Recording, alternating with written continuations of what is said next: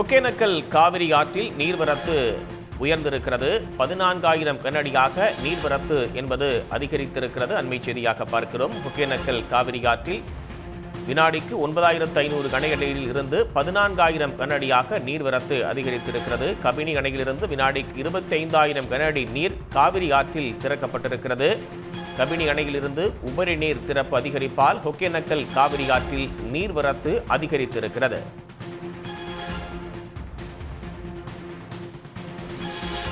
$9,500 கனஅடியிலிருந்து 14,000 கனஅடியாக தற்போது ஒகேனக்கல் காவிரி ஆற்றில் நீர்வரத்து அதிகரித்திருக்கிறது.